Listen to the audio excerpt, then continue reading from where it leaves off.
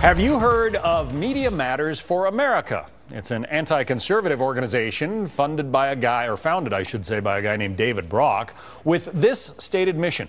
Media Matters for America is a web-based, not-for-profit 501c3 progressive research and information center dedicated to comprehensively monitoring, analyzing, and correcting conservative misinformation in the U.S. media. That mission has changed, however, which we'll talk about in just a few minutes. As for Media Matters' tax-exempt status, the government has very strict rules about organizations like that, and this liberal advocacy group appears to be in violation of those rules. Chief Washington correspondent James Rosen has more. Well, thanks for watching today, everyone. Perhaps Fox News' harshest, severest critic is Media Matters for America, or MMA. A D.C. group founded in 2003 by former reporter David Brock, a conservative-turned-liberal, and funded in part by progressive billionaire George Soros. In the forms filed with the IRS 8 years ago that secured tax-exempt status for MMA, the group described its purpose as charitable and educational. MMA said it would work to counter, quote, viewpoints in the media that tend to overly promote corporate interests, the rights of the wealthy, and a conservative Christian-influenced ideology, unquote. You may advocate a particular point of view, and you may do so strongly, but you can't have it just be unsubstantiated opinion, and you have to be reasonably objective about the way you present your views. So an excessive use of inflammatory language would be one factor that the Internal Revenue Service could look at. In an interview in March, Brock was quoted as telling Politico that MMA had shifted from traditional media monitoring and had launched a, quote, war on Fox. By its own admission, MMA is conducting opposition research against a dozen or so mid- and senior-level executives and producers. It is also instigating lawsuits against FNC and even starting an operation in the UK to focus on Rupert Murdoch, the chairman of News Corporation, FNC's parent company. Brock described it as, quote, trying to disrupt Murdoch's commercial interests. To that end, the MMA website now features a link called Drop Fox, which helps users contact advertisers and urge them to boycott the network. As well, the Washington Post reported on Media Matters' sponsorship of a boot camp for liberal pundits. That last activity is key because a federal court ruled in 1989 that IRS was correct to deny tax-exempt status to a group that operated a similar academy to train conservative campaign workers. When you start to declare war on a media outlet, when you start to accuse Fox News of being the spokesman for the Republican Party, which is demonstrably false, there's no basis for that. Brock or Media Matters makes no effort to substantiate any of that. That's when it crosses the line. Now Fox News has obtained documents showing that multiple complaints have been filed with IRS as part of an online campaign partly encouraged by some Fox on-air talent challenging Media Matters' tax-exempt status on these very grounds. The IRS, citing procedure, declined to say what action it might be taking or even whether it received the challenges to Media Matters' tax status. For one of the challenges, we faxed a redacted copy, withholding the filer's name and contact information directly to Media Matters. But aside from confirming receipt of the fax, the group's spokesman, Doug Stouffer, did not respond to our requests for comment. In Washington, James Rosen, Fox News. So where does this group get its money? Let's take a look at some of the funding that they have reported. In 2007, contributions totaled, grants and contributions, I should say, totaled $8.4 million for Media Matters. $8 million in 2008, $6.7 in 2009. Apparently their funding sources were drying up, and that may be the reason that George Soros stepped in the year 2010 and donated $1 million to Media Matters for America. We don't yet know the total funding for that year. Then take a look at the story count. When you look at the number of stories, Media Matters for America, which is supposed to be, taking a look at media misinformation, they filed 2,670 stories about Fox News versus 66 regarding CNN, and 48 regarding MSNBC.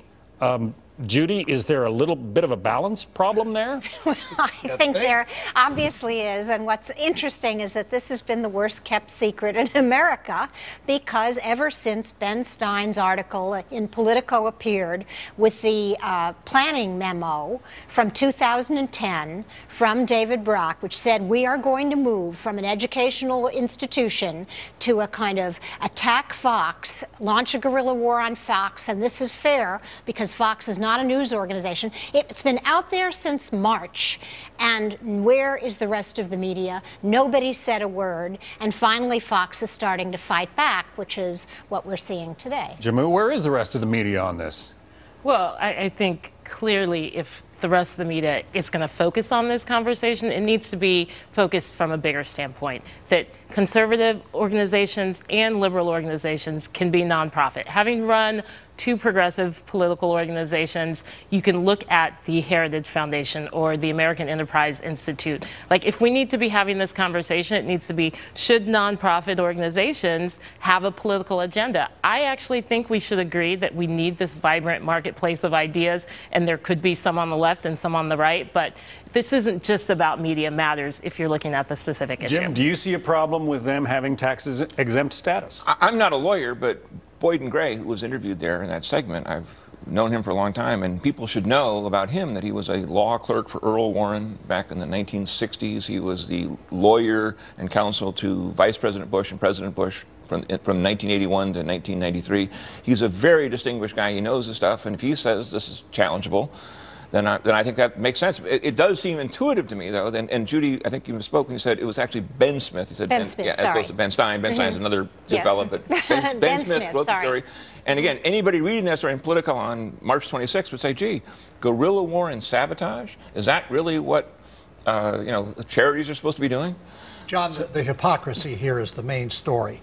In the 1980s, there were conservative groups that were going after broadcast networks and some cable shows against what they regarded as pornography, bad language, nudity. And the response from the left was, hey, this is the price you pay for a healthy First Amendment, and if you don't like it, nobody's forcing you to watch. But now we're on the flip side of that, and Media Matters has decided if they don't like what's on Fox News, they want to force people who do watch not to watch by putting this network out of business. That is censorship. Is that just jealousy? No, Gemma, I really have to take issue with what you said. I love the First Amendment. We love free speech and we encourage it. But why should it be supported by taxpayer dollars? Exactly. Why should a guerrilla war against one network be supported by taxpayer dollars? All I'm dollars? saying is that this isn't just about Media Matters. You can look at the Media Research Center, and if you compare the two organizations, their mission, they're both doing the same thing. They're not campaigning to take MSNBC off. They're not. So I think it's a much larger conversation. The IRS has said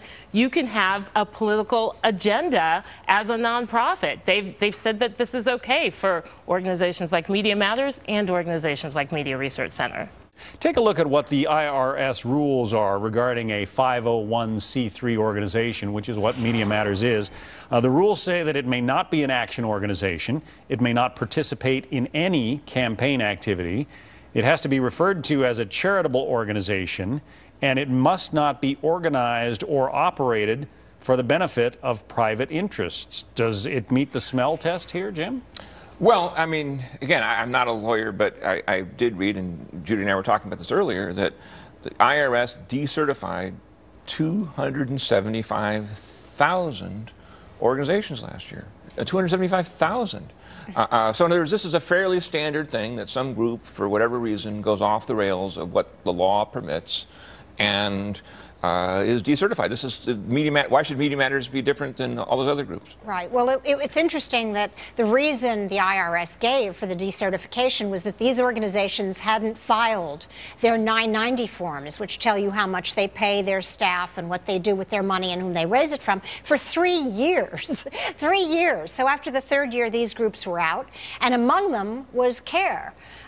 Which the Council on American Islamic Relations, which has really been a very controversial group. Some people think of it as a group that's fighting for Muslim rights, and others see it as a kind of proto-terrorist supporting group. But they're off the list now. So if you can throw an organization off the list for not filing a form, what about violating the stated purpose of your organization? But if we're going to throw one organization under the bus, we need to look at all of the organizations that need to be thrown under the bus. This is not a hidden secret that there are conservative institutions and liberal institutions that have very specific ideologies that are very supportive of, different leanings in D.C. If you look at the Clinton years and what the Heritage Foundation did in working with media partners to really push an agenda against President Clinton, this is nothing new. So we have to elevate the conversation. Gemma, I'm with you, but I just want all of them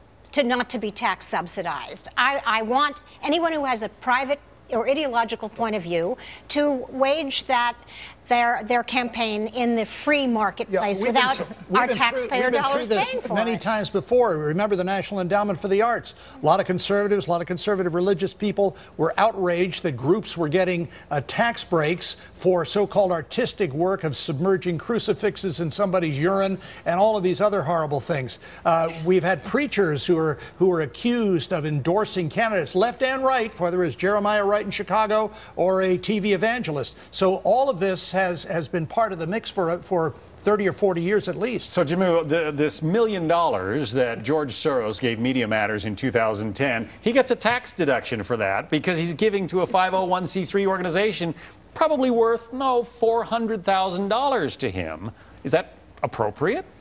Look, I don't think Soros's agenda in making contributions to any of these organizations is for the tax write-off. So that is a bigger conversation that should probably happen. But just like there is George Soros on the left, then there are the Koch brothers on the right. Okay, we each have our own that we pull from and that significant funding comes from. They're not making contributions for that tax deduction. So if we need to take it away from everyone, then let's take it away from everyone. Well, go ahead. I was going to say, I think, Jamu mentioned the word conversation. I mean, everybody who's curious about this whole phenomenon should read a book a couple years ago by Matt Bai, B-A-I, who's a reporter for the New York Times, who wrote a book called The Conversation, which was about the effort by liberal billionaires such as George Soros and Peter Lewis and others to fund all these organizations, of which Media Matters is one, and Color of Change is another, and Jewish Social Justice is another, all these groups. And again, it puts context on what we're talking about here. This is not an isolated thing. This has been part of an overall effort. I'm not saying there's not one on the right that's somewhat similar,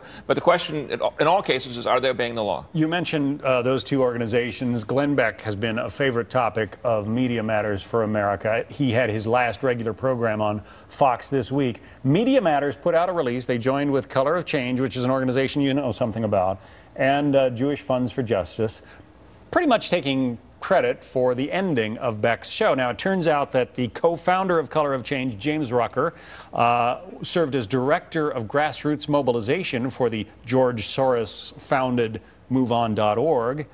He was also part of Democracy Alliance, which is, quote, a network of investors building progressive change.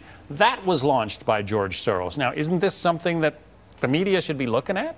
Well, I think, again, you have to look at what are the different institutions on the left and the right. You have the Democracy Alliance on the left that came out of all of the efforts in 2004, the swift voting efforts against Kerry, and progressive donors said, we're not going to stand by and take it. And that's the infrastructure they've built. And we have the same on the right. Like, clearly, this has to be a bigger conversation about, from an economic standpoint, do we have the funds to be taking away some of the revenue that these nonprofits could bring in? But it's not just Media Matters. It's not just Media Matters. I think we should, at this point, we're searching for federal dollars and source of revenue, raise some questions about whether or not this isn't a pretty obvious one. But they are celebrating in D.C. this week, Color of Change, Media Matters. I did see that they said they had a party and hundreds of people showed up. They are absolutely celebrating and trying to take credit for an issue that's taxpayer dollars helped pay for that, I suppose. Hopefully not for the party. It'll be in the next fundraising letter. All right, money is fungible, Jamu. Time for another break. Up next.